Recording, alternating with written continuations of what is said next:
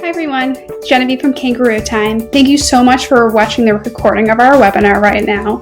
At Kangaroo Time, we create software for childcare centers. We're an all-in-one solution that helps centers grow their business, connect with their families, and effectively manage their staff members. Our software will help you automate your entire business, including payments, billing, check-in and check-out for children, keeping track of staff hours. We also do classroom automation, and this gives your teacher prompts while they're in the classroom to update parents on feedings, diaper changes, and developmental milestones. And it really hardwires the parents into the early education experience, and they get a beautiful feed of content right on their smartphones. So if you're looking for billing and a payment solution, a parent app, or staff scheduling, contact Kangaroo Time today. Thanks so much and enjoy the webinar.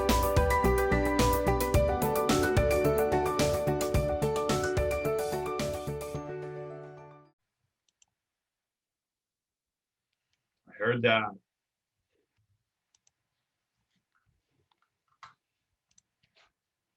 All righty. Hey, everybody. Welcome, welcome. We are super excited about our guest of honor today, who, by the way, I don't always answer her text because she texts the wrong phone. So we need to get that squared away, but I'm here with Aleta Mechtel. We'll get started in just a moment. We're going to let a few more people join. Aleta, are you in the Twin Cities today? Yes, it's very cold. It's in the 40s. It's raining and it's gross. Come on, what is going on across the Midwest? I don't know. How's Buffalo, Genevieve? I'm in Long Beach, California today. It's a little chilly here, but it is beautiful and sunny. That's great. That's great. All right, well, let's get started. Hi, everybody. My name's Scott Wayman. I'm the founder and CEO at Kangaroo Time. We thank you all for joining us. Aleta Mechtel is going to be our guest of honor today. I'll introduce her in just a moment. Not only is she our guest of honor, she's a dear friend of mine. Real quick about Kangaroo Time, we know many of you who are new to our webinars don't know much about us. We are a software company for child care centers, and we help you optimize your business. We help you automate your classrooms. We help you with your parent engagement. We'll help you with your door lock systems, and we help you with your data and analytics. I founded the company in 2015, and it's been a labor of love. I've fallen in love with so many of you, and I continue to. We were just at Vernon Mason's conference in Key West, Florida, and I've never been there before. Aleta, you got to go next time. You got to be there. Aleta was one of our speakers via Zoom. It was so fun, and I learned so much. But before we get into all that, Aleta, in our cross conversation, and you launch into great content, I wanted to make you all aware that Kangaroo Time, we've been offering group demos. These are a great low pressure way to learn about who we are and what we do. Again, we're a software company, and our goal is to make early educators and early education business owners better. We also have what we call KT Childcare Connect. It's a free Facebook group. We do a lot of digital storytelling here. We talk about trends in the marketplace. We will often post our numbers here on enrollment, revenue, teacher satisfaction. We have great contributors like Evelyn Knight, Aleta, Holly Alyssa Bruno, Vernon Mason, Beth Cannon. Please come and join this group. It's an embarrassment of wealth, and we want to have conversations here. But it's also just a great place to get content. And then speaking of content, this video will eventually, tomorrow afternoon, end up on our YouTube channel, where we have nearly 150 pieces of content, and it grows every week. So we've been fortunate. Since COVID started, we made a decision to kind of quit our traditional spend on customer acquisition and marketing, and move it all into efforts to bring you all content. And it's worked really well for everybody.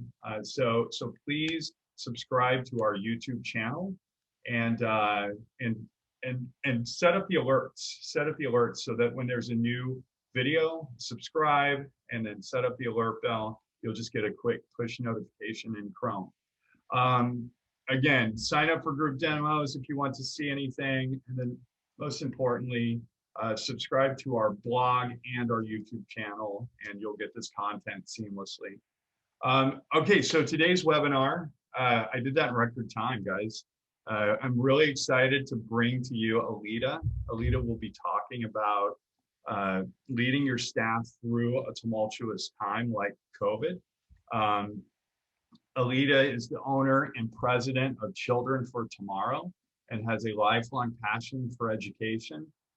Children of Tomorrow offers a wide range of programs for children that create strong foundations and a safe and educational experience before entering elementary school. After 13 years of experiences, the challenges of staffing a child care center, Aleta opened Teachers for Tomorrow in 2012 to help staff classrooms when teachers are absent. Again, this is the most systemic problem that we have in the world of early education. In addition to Teachers for Tomorrow, Aleta is currently coaching and consulting many child care directors and owners of child care centers on ways to establish exceptional child care centers. And real quick, Aleta, let me just tell everybody that they're getting a certificate for this because you're amazing. If they have questions and answers, hit the Q&A button. Do not put them in chat. Say hello in chat and tell us where you're from, but in Q&A, that's where we manage all the questions. If Genevieve and I can answer them, we will in the background and let Aleta focus on content. If not, we'll save them for Aleta and she'll have like 10 minutes at the end of the hour. Your microphone and cameras are off. The recording will be shared with you tomorrow sometime. So today we're going to discuss strategies for leading, empowering, and growing your team during COVID times and discuss why you need a retention marketing plan. Aleta, thank you for joining us. Thank you so much. For those of you who joined a little late, thank you for joining us. So real quick, let's transition into your content and your introduction. Sure. So thank you for having me. I think it's really important right now to mastermind with everyone in the same shoes. And what I've learned is some powerful tips and tricks on how to lead and empower and grow your team during this time for a successful company. I know it's really, we're going through some tough times, but I have faith that you, as well as myself, will get through this if done correctly. And like I said, I have had a lot of mentors and I've taken a lot of training and listened to a lot of those videos on Scott's page. So I highly recommend that you do the same. So I want to talk a little bit about leadership, and your position title as an owner or a director does not automatically make you a leader. So the choices you make while in your position really is what makes you a leader. The role of a leader is to create a plan to run through a successful center, not manage your way through the chaos every day. Leaders make an impact, leaving lasting impressions of everyone that they encounter, all the way from the owners to the directors to your assistant directors, all the way down to your bus drivers and your janitors. As leaders, we accomplish tasks through the efforts of others. So being a leader is more successful when you delegate and when you lead your team as problem solvers. So I want you to think a little bit about what words would you use to describe a leader? Now think about the words you would use to describe a manager. I want you to start thinking from today moving forward more like a leader, leading your team each day while managing the tasks in your center. You know, managing tasks is your schedules, your lunches, your supply orders. That's what you need to be managing. If you are managing your people, you are going to end up feeling like a certified firefighter. You're going to get such strong muscles carrying that fire hose, trying to put out every fire in your center all by yourself. So take firefighter out of your job description and stop managing your people. Lead them and train them to success. You know, you spend a lot of time creating job descriptions, you think those through, you spend a lot of time on planning curriculum, you reevaluate your handbooks each year. Do you truly have a plan of developing your team? How many hours do you spend training on effective communication? Or how do they turn their dreams into goals? And are they able to accomplish them? Your goal is to continue to develop your team so they can become problem solvers. Development is an ongoing journey in your company. So from here on out, I want you to stop answering their questions when they come to you. I want you to turn it back onto them. I want you to tell them when they come to you, I want you to ask, what do you think you should do? How do you think you should solve this problem? Where do you think you can find that answer? The more you answer their questions, the more you're doing things for them. Instruct your team that for every problem that they come to you with, they need to come to you with 2 solutions. I can guarantee the first problem is always going to cost you money. Their solution, I'm sorry. And whether it be hire another staff, get more supplies, spend more money on this or that, or your second solution, they will start understanding and become true problem solvers. So with each solution that they bring to you, you are training them to become a born leader. Effective leading your team will make a difference between winning and losing, succeeding and failing. So the top 3 things that everyone out there needs to know when leading a team is, where are you going? Everyone in your team needs to know how much enrollment you need to be successful, how many employees you need to be hiring. And you don't necessarily have to share all of your financials with them. I do, but you can give them pieces of your financials. Maybe how much you were short of the amount of money that you brought in. The second thing is that you need to share is how you're going to get there. You need to share your marketing plan, maybe your referral rewards. Everybody needs to know what they're going to get if they refer a family or an employee. They need to know when your hiring events are. They need to know if they were on or off budget and where. And their call to action dates. When is this going to happen? So everyone needs to know that you plan to be 86% fully enrolled by September 1. And they need to help you create a plan to do this. These are leaders that you're developing in your school. You are a team. You're leading them to help make that school successful. Leading implies movement in a specified direction. You must have a clear vision of your desired destination and communicate all the way through your company. I want to spend some time on finding employees. Right now, we're going through some tough times. My substitute teacher placement company is rocking. It is killing it. We are hiring people left and right. It is because everybody wants flexibility. People don't want to ask for time off. People are scared to go in, so they're kind of slowly trickling in. So my child care center has had to take a look at hiring and think out of the box.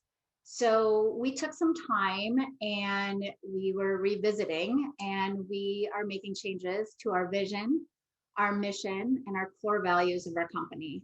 I strongly suggest you do this. Now is a time. When this is all clear and you have this all completed, you will use this as a guide for your hiring, your enrolling, your terminating, your documenting, your advertising. Everything should be based on these areas. Your application should be all about all your questions, and your interview should be all about your core values. That is how you bring people on. It's all about who you are as a company. My friend, very good dear friend, Thad Joyner with Better Beans Branding, we were discussing, where are all the staff? Where are all these people that we need? How do we fill these slots that are open in our schools? And we were talking about who that person really looks like. And I think I'm getting tired of people saying, well, unemployment needs to stop. All these people are sitting at home and collecting unemployment checks. And to me and to Thad and to a bunch of my other mentors, we're wondering, why are we looking in that direction? Is that really what our core values say? To sit at home and don't be proactive and just collect the money and wait? I know that's not who I really want in my school, and that's not where I want to wait and hold out for those people coming to look for a job. So I have to look other places. I need to get creative. I need to use job ads and referral, very strong referral rewards. And some of our ads that we've just recently created that have caused a lot of stir and a lot of clicks and a lot of applications had titles on them like "Join our team of committed professionals." Everybody wants to be in a school of professionals that are committed to doing a really good job.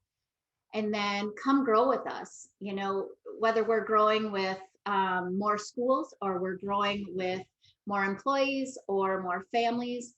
We as a company are always wanting to grow. So we want people that want to grow with us. The next title we had was, "We are looking for all levels of experience in education." I think too many people, when you put hiring teachers needed, they automatically don't apply because I'm not a teacher. I don't have teaching experience.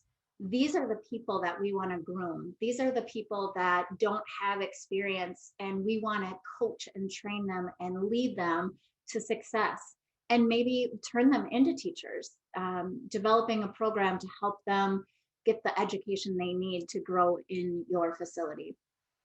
The other thing that's been super successful for us is callback nights. We take a night every month and we call back all of the applicants that we've had, everybody that we've offered jobs to. And we've also called past employees that have worked for us. Maybe they left to go to another center and they're too embarrassed to come back and say to us, "Hey, I really want to work for you." And when you call them, it opens the door and they get so excited. All of the people that passed on your job offer may started a position somewhere else and they don't like it. And maybe that's their opportunity to come back and try it out with you. So callback nights are super important. And I tell you this because we need to really be aware of our CRM and making sure that we're utilizing this with all of our leads that we have, and develop a drip campaign for those leads. Maybe something like, "Here's what our employees are saying," and just give them all of the testimonials that you've received from your employees, especially during COVID. Maybe, "Here's what our benefits are." If you offer a ton of benefits, more benefits than anyone else, then let people know that. Give them short clips of your teacher appreciation week or your celebrations. Let them know what happens inside of your school without them even coming into your school. So a CRM drip is really important. In between those emails, maybe sending a card to let them know that you're thinking of them. If they left, "Hey, I know COVID, it's been a tough year, but just checking in where you are, if you're safe, if you're healthy." So that's been a huge success for us as well. Advertising. I want to talk to you a little bit about advertising. So I had spoken about, where do you find your employees? Well, the really good ones are working. They're in those other centers. So how do you get those? How do you get those employees to come work for you? Well, I think one of the ways that you can think outside the box is, a lot of parents will change centers if they're unhappy. And these parents will sometimes wait until their child moves to the next age level because they love their teacher so much, right? And they're not sure about the upcoming teacher, but they'll stay until their child is in that, will age out of that classroom. So incentivize these parents if they bring in and lead you to a successful hire. A week free of tuition, $1,000, referral reward. Right now we have $1,000 to our current staff that work for COT if they refer an employee to our school and we hire them. Now, we don't give them the $1,000 right away. We give them half, and then we give them half at their 90 days. Because the first 90 days, it's up to us to keep those staff and really instill what we believe in. And we're confident that it's going to work and continue that relationship that we have with our new employees. So breaking your incentives up will help you from getting burned, giving the money right away, and then that employee would quit in the first week. So give your wording a thought on. You reach out to your parents in ways that you may say, if you're unhappy in your current location, switch to us and you'll receive 2 weeks free. Well, what's the value of that? Why aren't we saying that for the staff too? If you're unhappy in your current employment situation, if your hours have been reduced, come to us. We've got full-time available, full-time and part-time available. One thing I do want to point out is flexibility. Because our substitute teacher placement company has been so successful because of our flexibility, I want you to have a little bit of a mind shift and an open mind with those employees that are coming to interview with you, and they tell you they can only work from this time to this time on these days. Don't just automatically say, no, that's not what we need. We'd rather have full time. We have to rethink how we are placing these staff and what we can do to build those teachers or those educators during this flexibility time.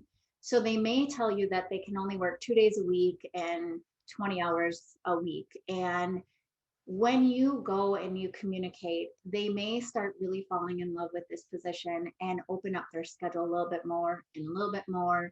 And by the time that you're working with them and creating a really strong communication with them, they're filling in all of your needs. You do need these little pieces here and there to be fulfilled, but definitely do not say no just because they have a smaller flexibility rate. Be flexible yourself and take those staff that want the flexibility. So the biggest mistake that you can make right now out of desperation, we're all there, right? We're walking through molasses. It feels so hard to hire, but do not hire for the problems that your center has and make them focus on your solutions. And I guess what I mean by that is when you hire people, stop expecting those people to walk into your employment mess that is kind of there, kind of chaotic right now, and clean it up. You can't expect that. You can't expect someone just to come in and fix your problems that you have. You cannot be in a hurry to place this person into a classroom. You know that you need that person, but please, please, please do not make this mistake. This mistake will end up causing you to be another firefighter. And I want you to think about this. Every bad hire a company makes will cost you nearly $15,000. All the time, energy, and advertisement, all the time and energy you have with trying to onboard and train and everything that you're doing, time, it's horrible amount of time that you're spending, but please don't be in a hurry to hire. People accept positions because they want to work. They want to be successful. Nobody enters into a position and says, I think I'm going to fail at this. I think I'm going to work really hard to fail. So it's your job to be proactive and set up this process, set up a process that give them the tools to succeed and continue to give them tools each and every day that they work for you. Promise me this, just do not throw these people at the problems you have in your center. I want to talk a little bit about onboarding. I said this was super important for a successful hire. You've got the first 30, 60, 90 days you've got orientation, you've got your onboarding. Orientation and onboarding is not training. This is a time to show your commitment to your employee for the success of the employment they're about to have with you. I want you to start by sharing your story. What is your story? What is your why? What is that story of your center? Why did you open it? Why are you working there? If you don't have a story, you need to write one right away. This needs to be shared. This is starting the blood pumping through that employee that's coming. Then you need to really cover the vision, the mission, the core values. You need to make sure that these people know what this is at all times.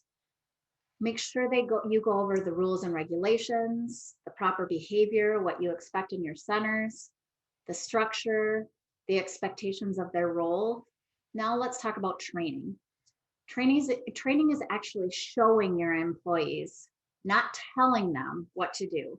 If you physically haven't shown them what success looks like, you're not giving them tools to be successful. Do you have a mentor-teacher program set up in your schools? There should be a mentor teacher in every age level group.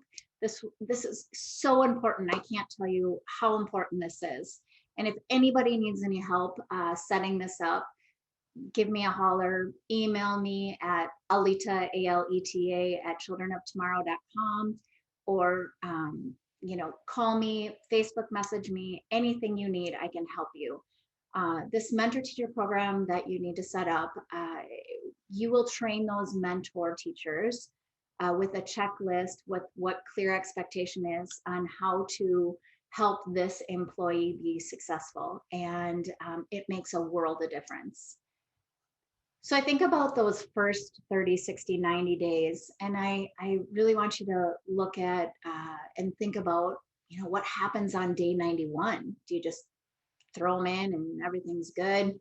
You don't ever talk to them again? What will your employees be like on day 91? Have you done everything in the first 30, 60, 90 days to set your employees up for success? What do you do next? Do you meet with them quarterly? Do you meet with them yearly? I don't want you to use your busyness or your chaotic centers to be an excuse for not meeting with your teachers and not having these communications and reviews. I want you to think about this a little bit and have a slight mind shift. What are your classroom expectations for your teachers? Your teachers have to have consistent communication with their families. They have to have conferences so they can tell these families how well their child is doing and where they're struggling and what they need to do as a team working together to raise that child. Some of us, like my centers, will have call-in chats on the off months of our conferences. What are these communications that you expect your teachers to have with the parents that lead your center or lead your children in your center for growth, to move to the next level, to learn, to have that strong foundation for a successful school career? Heck, you're starting these children right away in the beginning of their life to set them up for life success. So that's your classroom expectations. Are you looking at your team as teachers?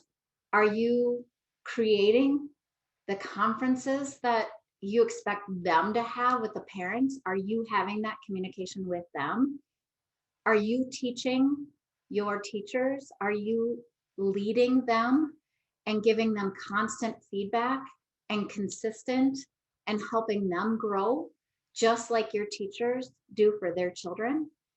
What are your lesson plans? What are your objectives? Your teachers will have lesson plans and have objectives that they have to meet. Are your teachers clear on what your plan for them are? So what does make a solid team?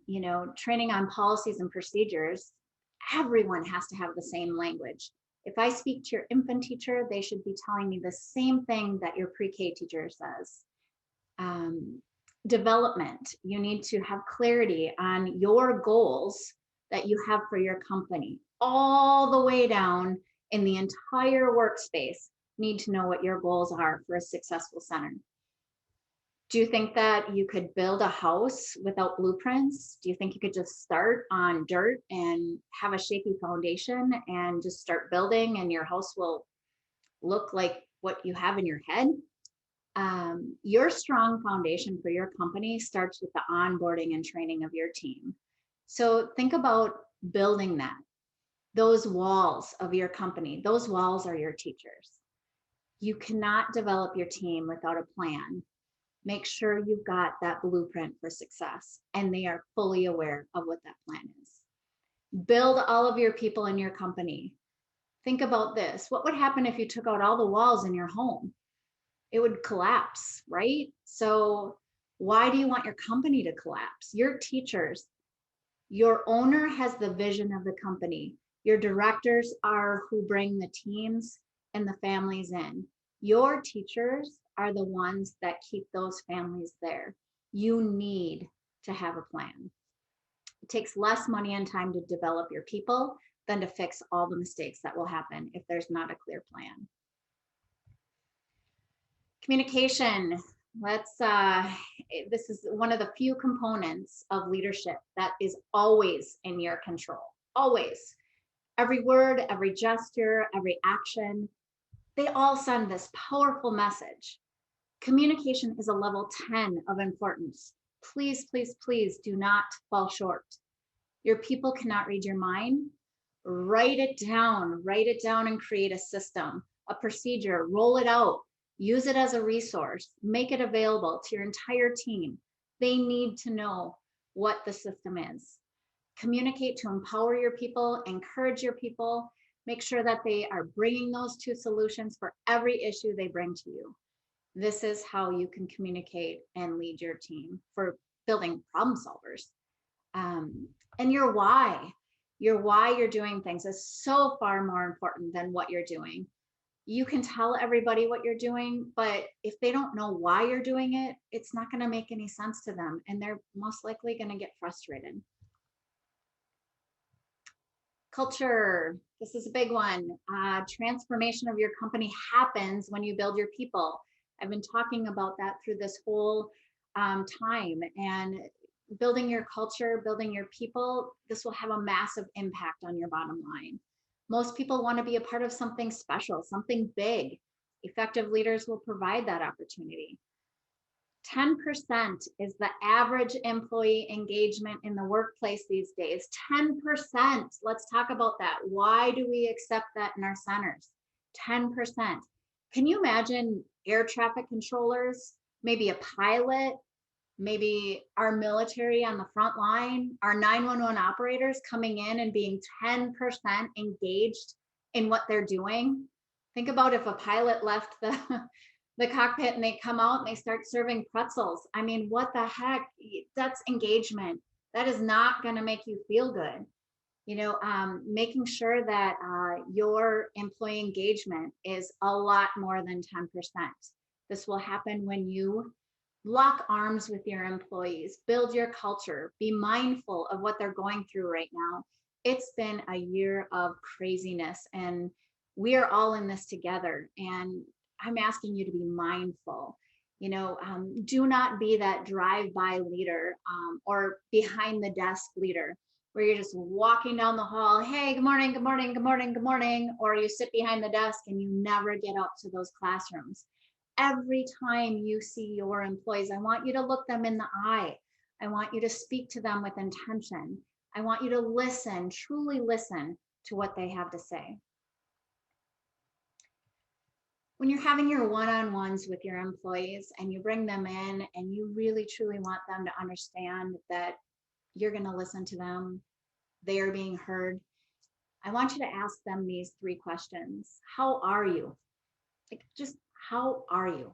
And look at them. Listen. Where do you feel you're most successful? Where do you feel you're most challenged? And the biggest question, how can I help you? When you say that, it opens a door for them to communicate. You need to build trust. Just because you're asking these questions doesn't really mean you've got their trust. You need to follow up with them. You don't have to solve their problems, but you need to really listen to them. If you can find something to help them or a resource, give it to them, but follow through. Don't just be that open door, ask these questions and drop it off, but follow through with what they need. One of the biggest pieces to our company in both of our child cares and substitute teacher placement company is, my words are intentional retention. I want to do a deep dive on this because this is really where we need to focus on being successful in our company right now. With the staffing challenges that we have, I think looking at our teams and creating intentional retention is crazy important during this COVID time. And let's dive a little bit in. 95% of companies spend time discussing and building a strategic plan for the success of their company, which means 95% of companies out there are making sure that they have a vision of where their company wants to go. 97% of companies spend time discussing their sales process. How are they getting leads? How are they bringing people in? 100% of companies will look at their financials in some sort of way, maybe follow a budget, maybe look at their P&Ls, their balance sheet, think about what they're spending, creating a plan. But get this, only 10% of companies today will develop a plan for retention. That's crazy to me because you need to take care of your people. What you're doing monthly for your team will let them know how much they mean to you. Make sure you encourage growth, some change, new paths. Talk to them. You know, when COVID hit, I knew when it was only essential workers that I could open my doors to. I didn't have enough hours for my team, so I had to lay some people off. I knew if I laid everyone off for a very long period of time, I would lose them. The longer they would be away, the less dedication or commitment they would have to our company because we didn't have that relationship. So what did I do? I brought them back. I needed to lay them off quickly, gather my thoughts, create a plan, and bring them back. So we got creative. We had we developed these management teams and different job roles. We didn't have enough teachers to go into the classrooms in the areas that as many staff we had. So we created teams of health and safety and curriculum enhancement and core values team and the marketing team and the center as a whole team. And everybody had their groups that they were in charge of. And we just really made sure that our playground was top notch and our closets got cleaned and we helped with marketing. And, you know, health and safety was making sure that we were following all the COVID new rules and regulations. And as we were able to open our doors to more and more families, our staff were there for those children to come in. The staff that we weren't able to bring back right away, we had a ton of celebrations with them. If their birthday fell in that time that they weren't a part of the center, we would go there and bring them balloons and some kind of snack or treat to celebrate, and cards signed by all of their employees. And if they had an employee anniversary, we celebrated in such a big way. We would use video and we would record this when we went to their house, and we would make it such a big deal and make them feel so special because they were still a part of our team. I want you guys to think outside the box. And how are you having dedication and commitment to your employees during this time?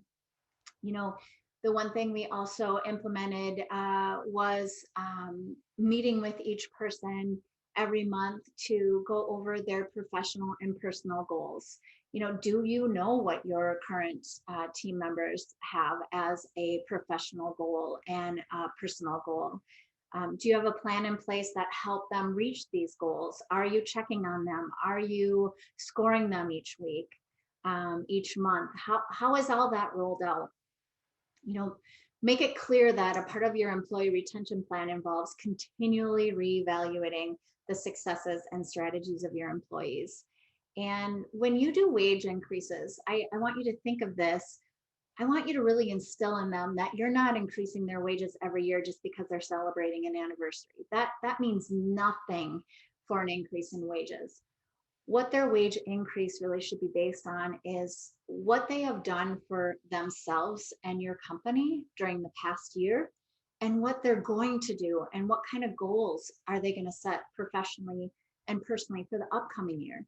And are you helping make that successful? What are they going to do for your company? What are you going to do for them?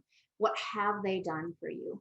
So I really want you to think about that and create that plan for them to be successful. So after the year we've been through, I want you to lean towards leading with your heart. You know, HR is important. I totally get it. You have to build your boundaries and your walls, but empathizing with your people will be very rewarding for your company. I see too many times owners and directors getting on those Facebook groups, and all they're doing is complaining about their people. Oh, they're not showing up for work. Oh, this one's calling in. Oh, this one's pretending they're sick. This one's talking bad about the company. If you have enough time to go on Facebook and post about how awful your people are, then you've got enough time to take care of your people and really listen to them and spend some time with them. Maybe they just need a little bit of a shoulder to rely on. Maybe you need to help them grow emotionally and professionally.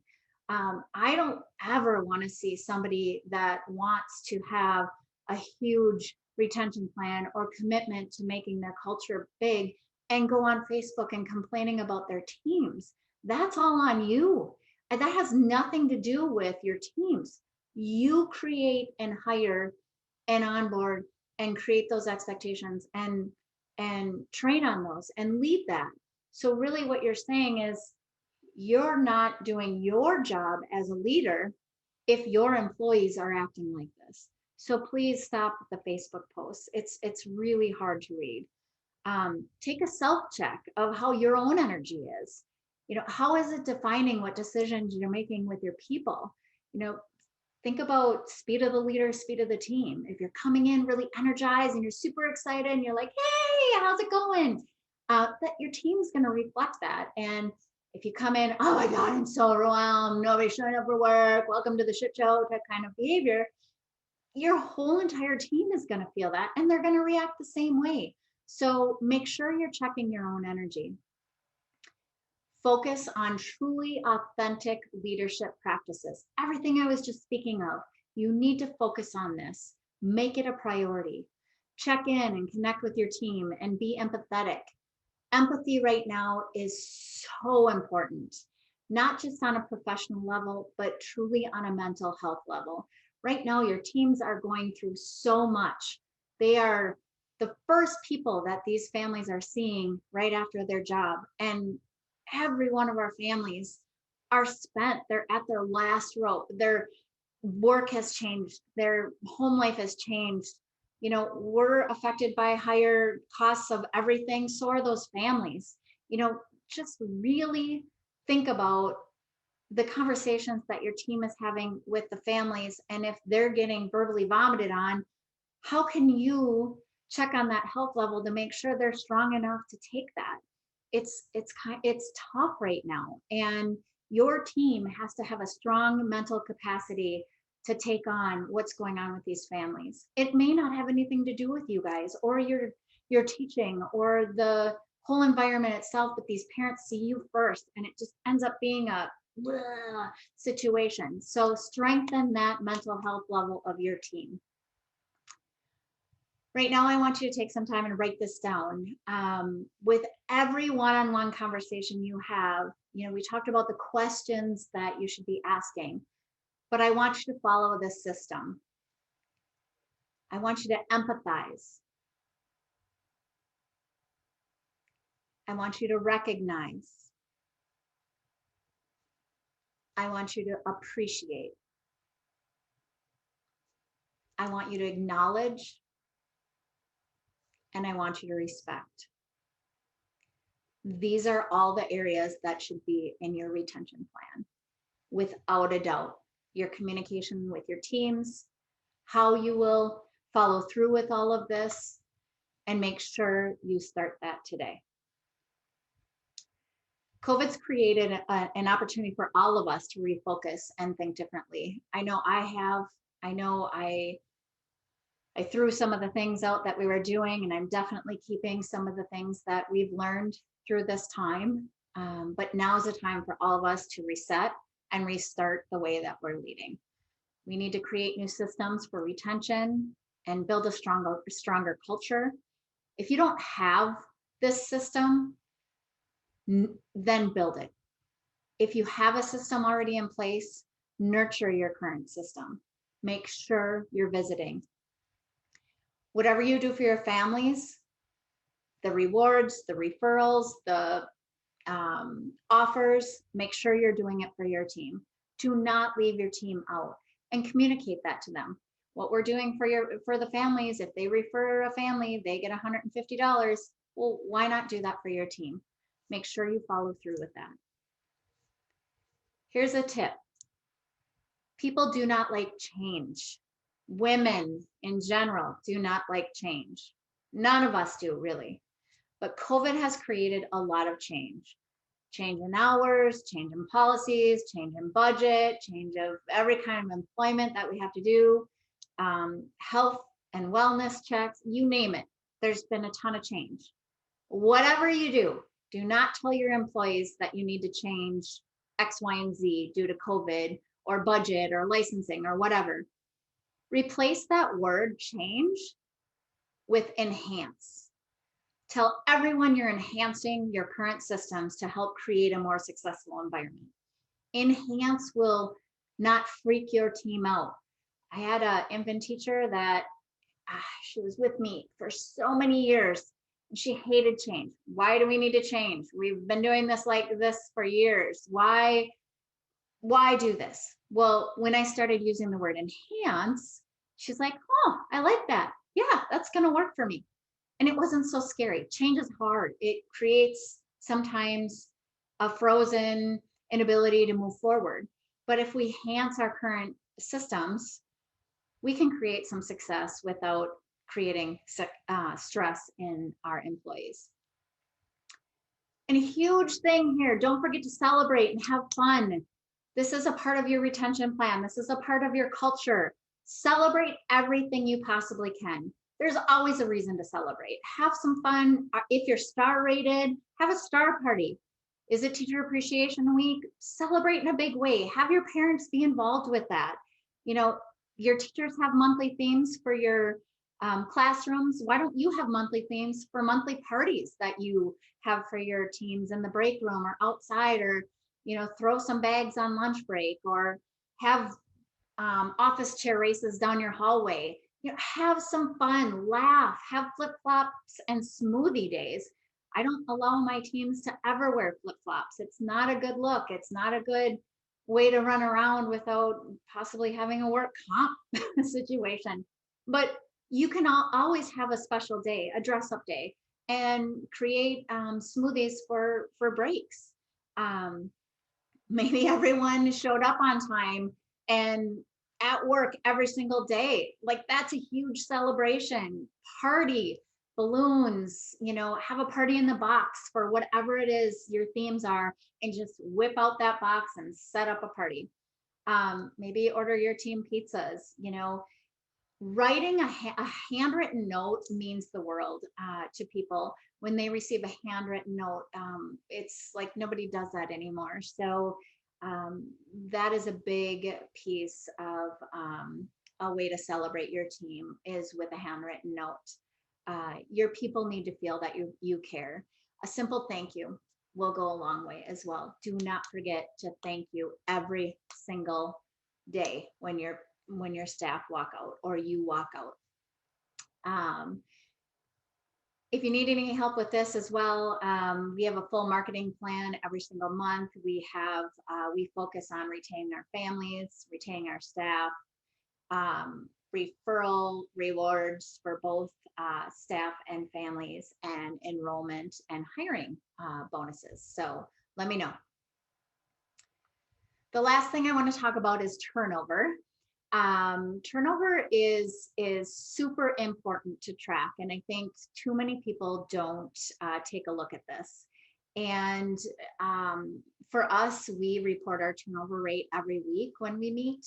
We try and aim for less than 10%, but most companies are between 12 and 20% right now. Figuring out your turnover, and if you have a true turnover problem, you need to determine your turnover rate. And you can calculate that rate when you take your full year, and you need to have 3 sets of numbers. So look at your whole entire year. How many employees left at the end of the year? How many employees did you have at the beginning of the year?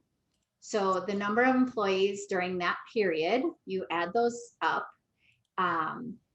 And in order to calculate your average number of those employees, you take the number of the employed rate. So those 2 numbers, you add them together, and of course you divide by 2.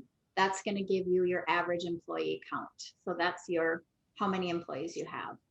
And then you calculate your turnover by how many employees left, divide that by your average number of employees. And that is how you calculate your turnover rate. So you need to keep your eye on this. You need to see how many are leaving. Maybe you do it monthly, maybe you do it yearly. Doing it yearly makes you a little bit reactive instead of proactive. If you're starting to see your numbers increase, that is why we calculate this every single week.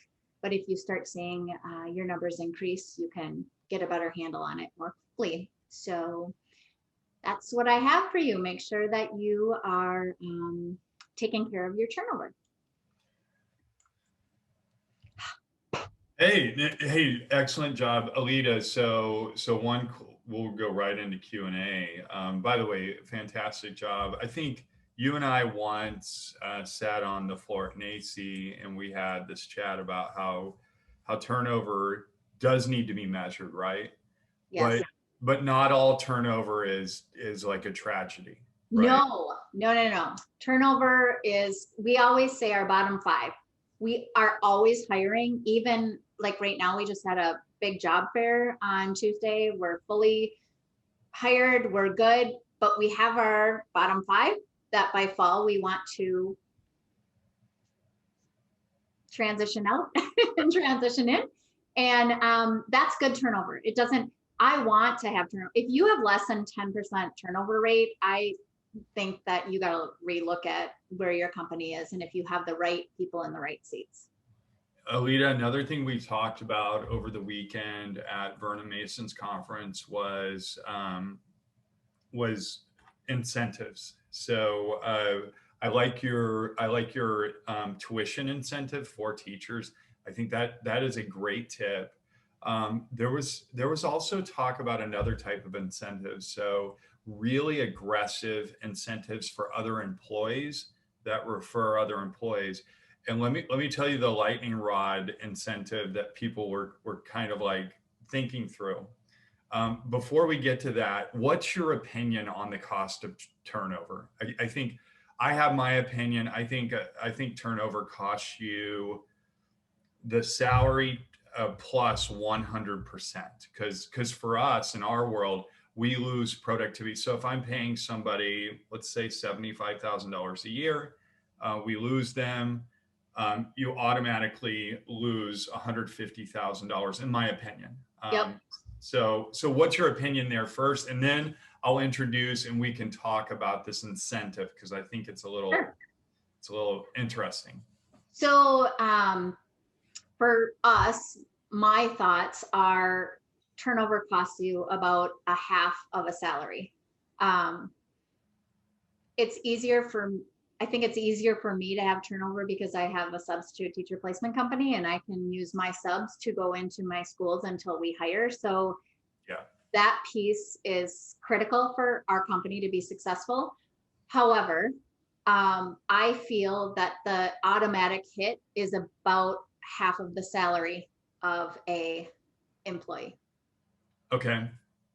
So one of our presenters in Key West talked about an incentive of an employee referral and having a royalty that never expires on that incentive. So both employees get a $100 bonus as long as both employees are employed. So we talk about paying teachers at or near the minimum wage. And if they're helping you staff, they can create these royalties, let's just say $100 a month forever. And there's buy-in and encouragement. What are your thoughts there? So I think I know who you're talking about, but um, I will have her on too. I will have her on. one of the things that we do and we just did is for every share of our job fair or our job post or anything, we always put it on to, we have a private COT Terrific Teachers page. And for every share of that, we put our employees' names into a drawing and they get $100. So they will share the posts, and we always have a number that we're aiming for 50 shares for the job fair. So they're going like crazy to get that $100. I mean, to me, I'm like, it's just $100, but to them, $100 is a lot. And so I always incentivize to help us grow. If they go out personally and find an employee, I will always pay them $1,000 or a big chunk. I'm not going to go with $100 for a referral reward because $1,000 is an ad, and $1,000 is a quarter of my time. Like it's so valuable to me to have the trust of my employees referring someone that they want working with them, because you know they're not going to refer somebody to the company they work for that they wouldn't want to work with. It's the culture you build. It's what you instill in them, and they look for that in the people that are looking for jobs. Absolutely. So, Aleta, something I got from your content, and when I presented, I talked about it because I love this concept.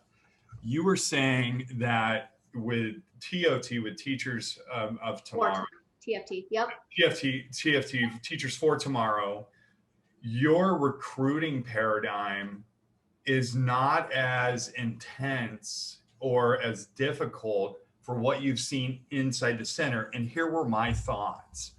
I think the labor pool that our teachers are trading in, or sorry, that our teachers exist in and that our owners are trading in and recruiting from, I think many of those employees, again, say what you want about the complaint about unemployment and sitting at home and making more money. I have the same observation as you do.